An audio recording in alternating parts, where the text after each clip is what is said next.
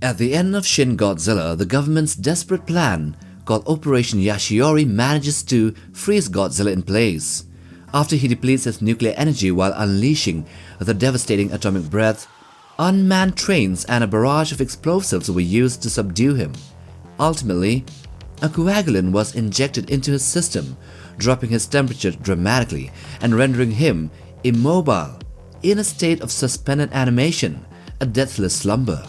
Then, the final shot zoomed in on his tail, where small humanoid forms were seen emerging, hinting that his evolution might not be entirely over. This final shot not only marked the momentary victory of human ingenuity over a seemingly invincible force, but also planted the seeds for an unsettling theory.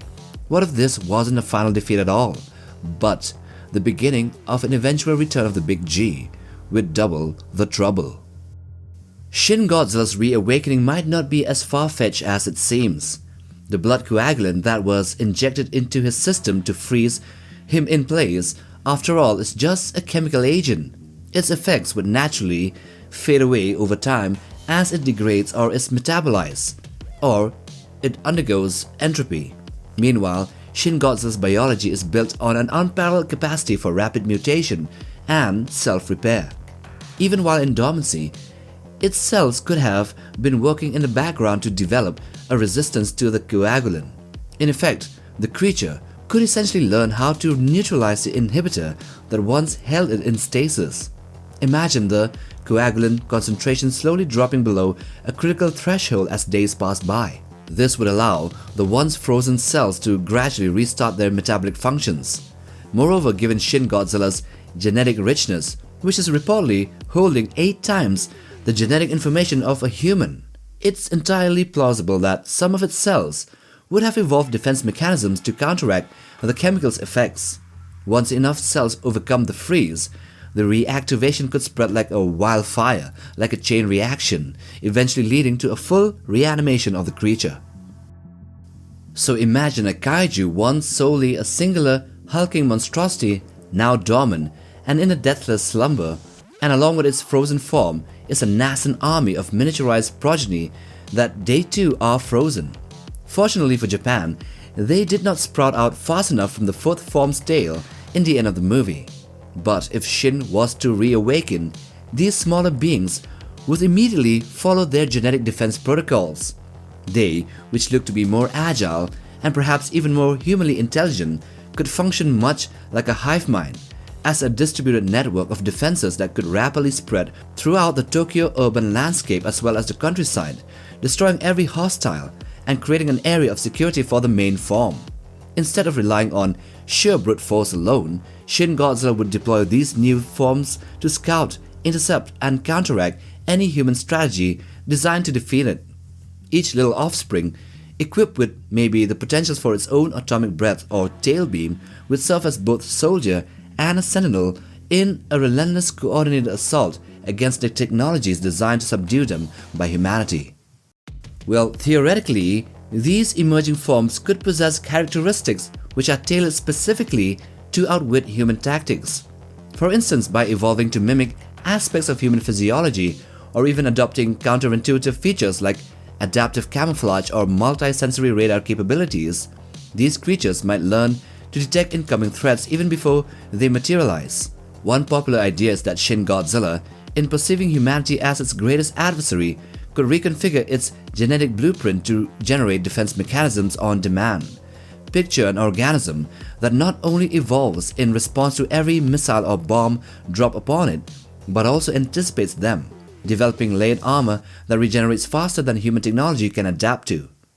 Moreover, this evolutionary leap might not stop at physical adaptations. Some suggest that the swarm of progeny could integrate their experiences, essentially forming a collective intelligence that learns from each encounter, as if drawing inspiration from nature's most successful survival strategies. This collective could devise ways that mirror the most advanced aspects of human military tactic, only to counter them with a biological ingenuity far beyond our engineering capabilities. In such a scenario, Shin Godzilla wouldn't just be a monster reacting to nuclear energy, it would become a self-aware, adaptive force capable of redesigning its own defenses in real time. Immediately after he reawakens, the Japanese and US governments are alerted to it, and just as was promised, although very reluctantly, the US military would authorize a nuclear strike against the creature, but at the same time giving enough time for evacuations for the Japanese people from Tokyo before the inevitable strike.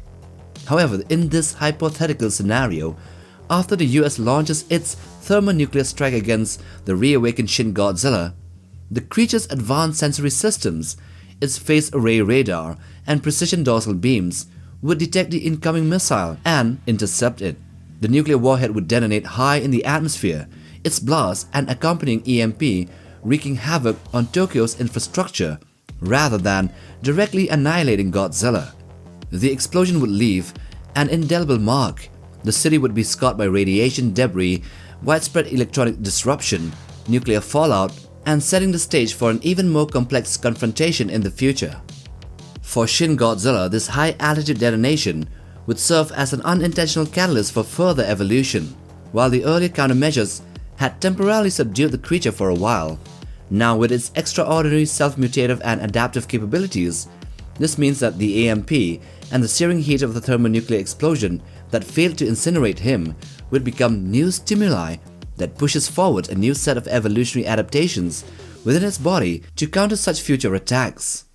In the ensuing hours and days, as the EMP's effects gradually dissipate and the nuclear fallout settles, Godzilla's cells, already primed for rapid mutation, as well as his origins as a creature that fed on nuclear radiation, his cells would begin to reconfigure, or they might have already done so.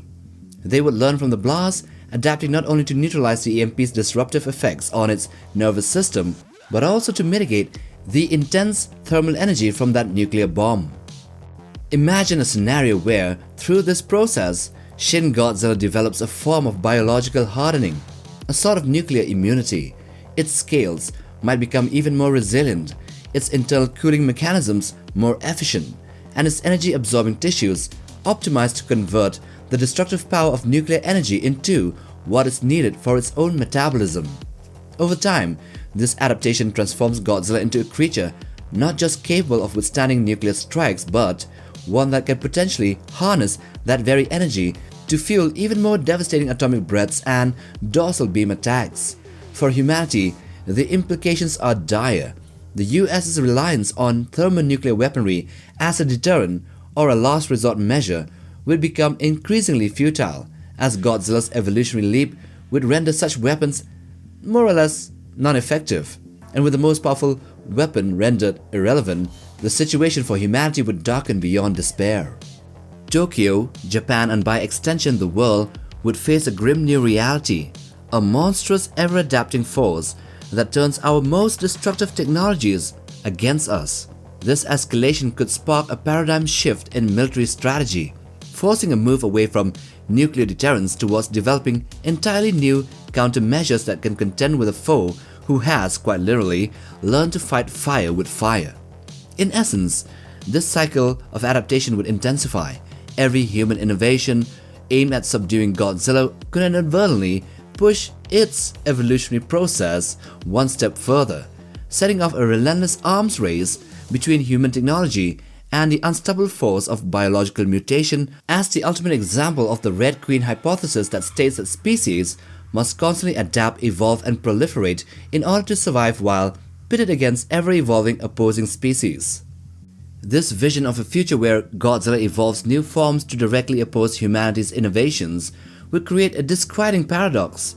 The very technology designed to safeguard civilization may inadvertently trigger a metamorphosis in its greatest enemy, a metamorphosis that enables the monster to view human ingenuity itself as the ultimate challenge to be overcome.